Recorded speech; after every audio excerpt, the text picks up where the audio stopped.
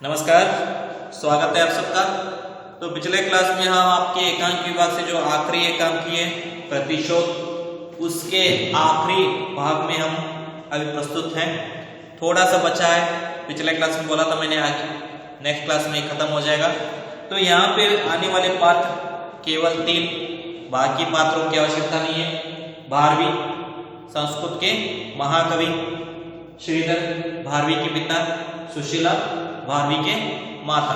तो यहाँ पे कहानी जो इस प्रकार है कि भारवी जो है बहुत ही बड़ा कवि है, जो अनेक जगहों पे शास्त्रार्थ अर्थात शास्त्र की लड़ाई में बहुत सारे पंडितों को पराजित कर चुका है। लेकिन पराजित करते करते उसके अंदर अहंकार उत्पन्न हुआ है, ये पिता श्रीधर को पता चलता है। और पिता नहीं चाहते कि इस अहंकार की वजह से वो पीछे रह जाए और उसकी उन्नति रुक जाए। इस वजह से उसको भरी सभा में ही मूर्ख, अज्ञानी और दंभी कहकर, अहंकारी कहकर उसको अपमानित करते हैं और सभी के सामने उसको एक तरह से परिहास का निशाना बनाते हैं। तो इस वजह से भारवी क्रोधित होकर, अपमानित होकर, एक शर्म से वो कहीं चला जाता है।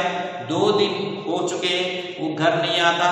इस बीच माता सुशीला को चिंता होने लगती है, क्योंकि माता को कुछ पता नहीं है कि क्या हुआ है, और वो भारवी के ना लौटने पर बहुत ही चिंतित है, दुखी है। उसके दुख को, चिंता को कम करने का प्रयास पंडित श्रीधर करते हैं, उसको समझाने का प्रयत्न करते हैं, लेकिन वो नहीं मानती। उसकी परेशानी को देखते हुए सच क्या है वो बताते हैं। सच्चाई जानने के बाद पति को ही वो बुरा समझने लगती है, पति को ही वो डांटने लगती है और विवश कर देती है कि पति को कि उसको जाकर ढूंढ कर लाए। फिर आगे बढ़कर पति की जो असल डांटने की वजह है वो पता चलने के बाद सुशीला उनको सम्मान करना प्रारंभ करती है। इस बीच वहीं पर छुप कर बैठे भारवी तलवार के साथ उपस्थित होता है और तलवार लेकर वो पिता के सामने आकर क्षमा मांगता है और कहता है कि मैं आपके पुत्र होने का योग्य नहीं हूं, मेरे इस तलवार से मेरा मस्तक काट दीजिए। और यहाँ पे पिता हत्या के पक्ष में नहीं है और ना ही किसी हत्यारे के पक्ष में। तो यहाँ पे पिता के द्वारा पुत्र को समझाने का प्रयत्न होता है, लेकिन पुत्र वो कुछ भी मानने के लिए तैयार नहीं है। और उसका प्रायश्चित का कारण पता चलता है कि इससे पहले कि मैं प्रायश्चित करने के लिए नहीं आया था, बल्कि प्रतिशोध देने के लिए आया था। प्रतिशोध किसके खिलाफ? पिता के खिलाफ। क्यों? क्योंकि उन्होंने उसको भरी सभा में अपमानित किया था, भरी सभा में उसके ऊपर लांछन लगाया था, और इस वजह से भारवी नाराज होकर पिता की हत्या करने के लिए तलवार लेकर उपस्थित हुआ था।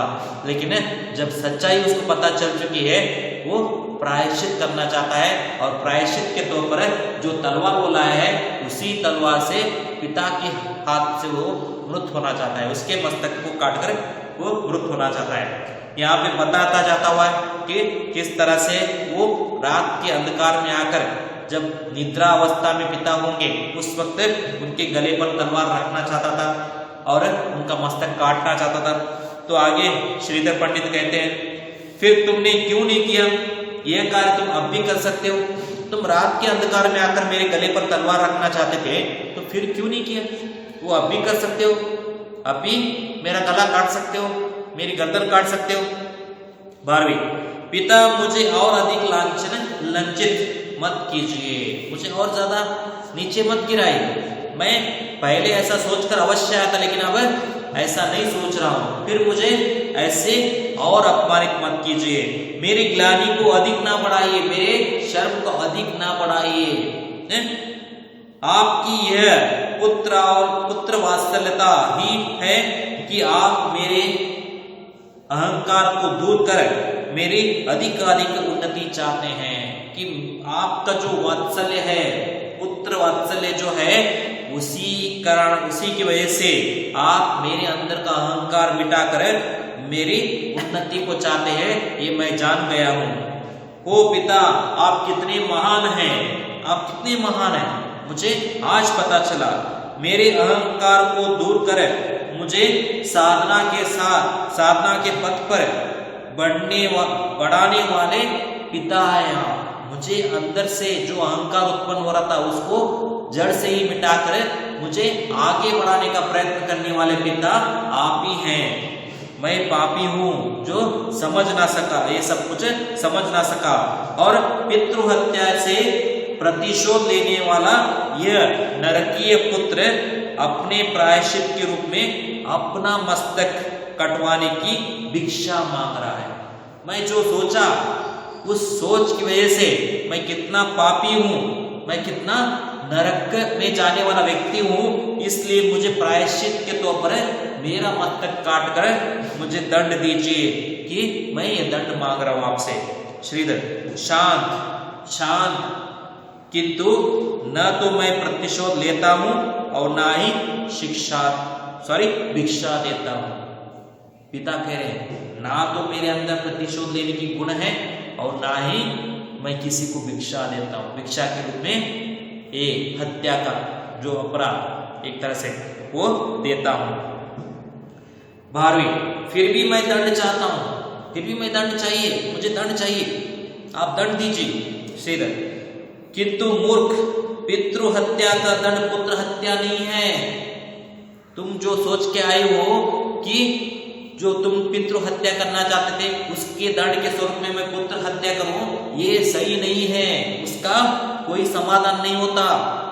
12वीं कहता है फिर भी शास्त्र की आज्ञा अनुसार जो दंड हो सके वो दंड दीजिए। ये ना सही, लेकिन शास्त्र के अनुसार जो दंड हो सके वो दंड मुझे दीजिए, मैं दंड चाहता हूं। श्रीधर, किंतु मैंने तुम्हें क्षमा कर दिया वत्स, दंड की व्यवस्था पाप के स्थिर रहने में है। मैंने तुम्हें क्षमा कर दिया है, जब तुम्हारे अंदर पाप ही नहीं है तो तुम्हें दंड देना क्यों? दंड देने का योग्य अधिकारी वो होता है जिसके अंदर पाप शेष होता है, जिसके अंदर अपराध शेष होता है, उसको दंड देना चाहिए। जिसके अंदर अपराध ही नहीं है उसको दंड देने का क्या लाभ? जब यह पाप स्थिर नहीं रह चुका तब दंड को आगे बढ़ाने की आवश्यकता नहीं है। जब तुम्हारे अंदर अपराध ही नहीं है, अपराध पूर्ण तरह से मिट गया है, तो तुम्हें दंड आगे बढ़ाने का क्या आवश्यकता, क्या फायदा? 12वीं, पाप के लिए ना सही, मेरे प्रायश्चित के लिए भी तो दंड की व्यवस्था होनी चाहिए। पाप के लिए ना सही, पाप मिट गया है, लेकिन मेरे प्रायश्चित करने के लिए तो दंड मिलना चाहिए, मुझे दंड मिलना चाहिए। श्रीधर, तेरे लिए पश्चाताप ही प्रायश्चित है। अगर तुमने ये समझ लिया कि तुमने गलती की है और उसकी वजह से तुमने 2-4 आंसू बहा लिए है, तो उसके अलावा और कोई दंड नहीं मिल सकता। पश्चाताप के आंसू ही सबसे बड़ा दंड है। किसी ने अगर कुछ गलत कार्य किया है और उसको मान लिया और 2-4 आंसू बहा लिए, अपने आप को पापी समझ लिया, तो उससे बड़ा कोई दंड नहीं दे सकते हम लोग, उसको नहीं दे सकते। उसको क्षमा करना ही योग्य है, क्योंकि वो खुद समझ गया है कि उसने गलत किया है, फिर दंड क्या देना उसको? तो यहाँ पे वही बात कह रहे हैं कि पश्चाताप से बड़ा प्रायश्चित क्या हो सकता है। 12वीं, आप महान है पिता, किंतु मेरे लिए यह क्षमा असह्य होगी। आप महान है कि आप पश्चाताप को ही प्रायश्चित कह सकते हैं, लेकिन मेरे लिए ये क्षमा असह्य होगा, ऐसे क्षमा करना मेरे लिए असह्य है। श्रीधर, माता की सेवा कर, असह्य को सह्य बना। माता की सेवा कर और वही तुम्हारा दंड समझ लो कि मैं तुम्हें दे दिया। 12वीं, पिता माता की सेवा तो मेरे जीवन का चरम साधन है, अर्थात अंतिम समय तक मैं माता पिता की सेवा करना मेरा एक परम धर्म है। उसको तो देना या ना देना कोई लाभ नहीं है, वो मेरा कर्तव्य है। किंतु यदि आप चाहते हैं कि आपका भारवी जीवित रहे तो उसे कोई ऐसा दंड दीजिए जो इससे हट के हो। वो माता पिता की सेवा तो उसका धर्म है, उसके अलावा कुछ और ऐसा दंड चाहता है जो उसके योग्य हो। श्रीधर, पुत्र यदि जीवन को ही दंड समझ लो तो क्या हानि, तुम्हारे जो लंबे जीवन है उसको ही दंड के रूप में समझ लो तो क्या हानि है, तो उसको समझ लो। भारवी भी महाकवि है, पंडित श्रीधर भी महाज्ञानी है, दोनों की देखिए बातचीत में एक दूसरे से हारने की पक्ष में नहीं है। भारवी फिर से आगे कहता है, पिता मैं जीवन को दंड नहीं समझना चाहता, मैं जीवन को दंड नहीं समझना चाहता। क्यों? क्योंकि यह ब्रह्मा की होती है, ब्रह्मा द्वारा दिया हुआ एक जीवन है, मैं इसको कैसे दंड समझ सकता हूँ? इसे चिंता में घुलाना, पाप में लपेटना, दुख में बिलकना सबसे बड़ा अपराध है। इस जीवन को चिंता में डालना या पाप में डालना या दुख में व्यतीत करना एक तरह से अपमान होगा, इस जीवन का अपमान होगा। इससे तो अच्छा है कि मैं आपकी अनुमति से दंड स्वरूप खुद आत्महत्या जैसे जघन्य पाप कह के आगे बढ़ना चाहता है, तभी श्रीधर उसको रोकता है और कहता है, भारवी ऐसा नहीं कहते। भारवी, पिता मेरे मन की शांति के लिए आप शास्त्रानुसार, जो शास्त्र के अनुसार है वह दंड की व्यवस्था कीजिए, मुझे दंड दीजिए। श्रीधर दंड के स्वरूप में देखिए क्या कहता है, 6 मास तक स्व ससुराल अर्थात तुम्हारे अपने ससुराल में जाकर सेवक की तरह सेवा करना और झूठे भोजन पर अपना पोषण करना, यह तुम्हारा दंड है। अर्थात क्या है, जहां पे एक जमाई का अर्थात एक पुत्री के पति का आदर सत्कार होता है, वहां पे जाकर एक सेवक बनकर काम करना और उनके खाए हुए बचाए हुए भोजन पर जीवित रहना एक अपमान, बहुत बड़ा अपमान है। लेकिन वैसा जीवन व्यतीत करने के लिए वो भी 1 नहीं 2 दिन नहीं बल्कि 6 महीने तक व्यतीत करने के लिए एक आदेश करता है पिता श्रीधर। भारवी, 6 मास तक स्व ससुराल में जाकर सेवा करना और झूठे भोजन पर अपना पोषण करना, बस ठीक, आज से ही मेरा यह प्रायश्चित प्रारंभ हुआ, मैं अभी जाता हूँ, आज से ही मैं ये कार्य प्रारंभ करता हूँ, 6 महीने मैं स्वीकार करता हूँ कहकर वो मान जाता है। यह लीजिए, तलवार फेंक देता है, क्योंकि तलवार अब तक उसके हाथ में थी, अब वो फेंक देता है। इसे आप कृपा करके मेरे मित्र विजय घोष के पास पहुंचा दीजिए। उसका मित्र है विजय घोष, उसकी तलवार वो लेकर आया था और उसके पास वापस पहुंचाने की बात करता है। मुझे इस प्रायश्चित की पूर्ति के लिए आज्ञा दीजिए, मैं आज से ही इस प्रायश्चित करना चाहता हूँ, मुझे आज्ञा दीजिए, मैं अभी जाना चाहता हूँ। श्रीधर, किंतु यह प्रायश्चित इसी क्षण में क्यों प्रारंभ करना है? तुम्हें अभी प्रारंभ क्यों करना है? तुम कल से प्रारंभ कर सकते हो, एक दिन रुक के प्रारंभ कर सकते हो, अभी प्रारंभ करने की क्या आवश्यकता है? नैपथ्य में बेटा ये गरम गरम भोजन जल्दी से खा लो। धीरे धीरे पास आती हुई उसकी माता सुशीला, तू बहुत भूखा होगा, जल्दी से भोजन कर लो कहकर सुशीला वहां पे प्रवेश कर रही है। आगे देखिए, सुशीला पास आकर, ले तुझे मैं अपने हाथों से खिलाऊं, मेरी आत्मा की तृप्ति तो हो जाएगी, मैं जी जाऊंगी। माता के लिए देखिए कितनी एक कहते हैं ना, जिस माता अपने पुत्र या पुत्री को अपने हाथों से ना खिलाए तब तक उनको समाधान नहीं होता। वो कितने भी बड़े हो जाएं, कितने भी काबिल व्यक्ति हो जाएं, तब तक कि वो अपने हाथों से उनको खाना ना खिलाए तब तक वो एक तरह से चैन के साथ नहीं लेती। और यहाँ पे भूखे रहने वाला पुत्र को तो बहुत ज्यादा एक तरह से अपनापन दिखाती है माता, और यहाँ पर वो अपने हाथों से खिलाना चाहती हैं ताकि खुद धन्य हो जाए।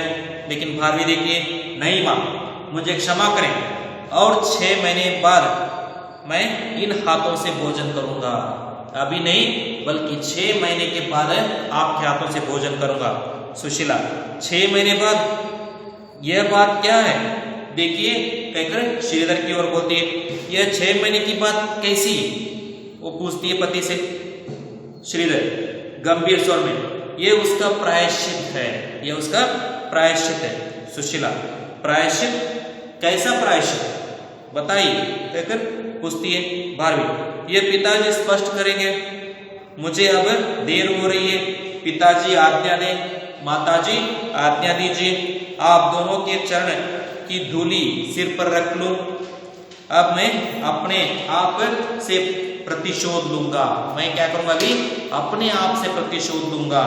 माता प्रणाम, पिता प्रणाम। भारवी, मेरे लाल कहकर सुशीला चिल्लाती है। श्रीधर, गया भारवी, अभी नहीं रुकेगा। सुशीला, मेरे लाल लौट आओ, वो चिल्ला रही है, लेकिन नैपथ्य में भारवी का स्वर प्रतिशोध, प्रतिशोध के वो चिल्ला हुआ जा रहा है। किस लिए, अपने आप से प्रतिशोध लेने के। तो यहाँ पे ये नाटक एकांकी समाप्त होती है। इसके साथ ही आपका सिलेबस भी यहाँ पे समाप्त हो रहा है।